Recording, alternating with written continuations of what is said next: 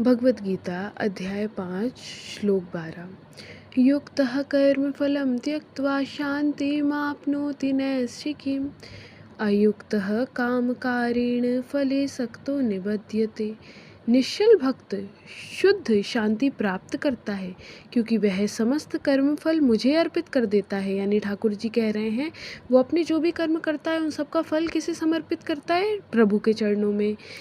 किंतु जो व्यक्ति भगवान से युक्त नहीं है और जो अपने श्रम का फल कामी है वह बंध जाता है, यानी खुद को कर्ता मानता है और खुद ही उसका फल का भोक्ता बन जाता है, तो वह बंध जाता है। एक कृष्ण भावना भावित व्यक्ति है तथा एक देहात्म बुद्धि वाला है, यानी जिसकी बुद्धि शरीर में है वाले। अब देहात्म बुद्धि वाले व्यक्ति में यह अंतर है कि पहला तो कृष्ण के प्रति आसक्त रहता है, जबकि दूसरा अपने कर्मों के फल के प्रति आसक्त रहता है, ना कि कृष्ण में।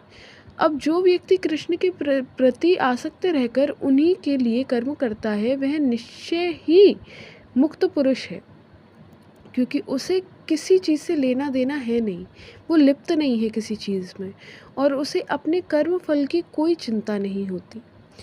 भागवत में किसी कर्म के फल की चिंता का कारण परम सत्य के ज्ञान के बिना द्वैत भाव में रहकर कर्म करना बताया गया है। कृष्ण श्री भगवान हैं। कृष्ण भावना अमृत में कोई द्वैत नहीं रहता। जो कुछ विद्यमान है वह कृष्ण की शक्ति का प्रतिफल है और कृष्ण सर्व मंगलमय है।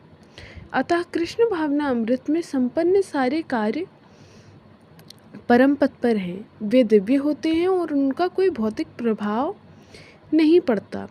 इस कारण कृष्ण भावना अमृत में जीव शांति से पूरित रहता है। किंतु जो इंद्रिय तृप्ति के लिए लाभ के लोभ में फंसा रहता है ना, उसे शांति नहीं मिल सकती। यही कृष्ण भावना अमृत का रहस्य है, यह अनुभूति कि कृष्ण के अतिरिक्त कुछ भी नहीं है, शांति तथा अभय का पद है। और सत्य माने तो सत्य ही कृष्ण है, कृष्ण ही सत्य है। और जब वो ही सत्य है फिर ये मिथ्या संसार को हम क्यों इसका बोझा ढोएं?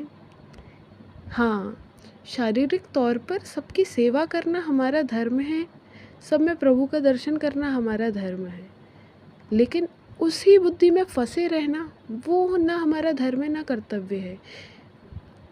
हमारा परम धर्म सिर्फ कृष्ण के चरणार बिंदु को अपने हृदय में धारण करना है।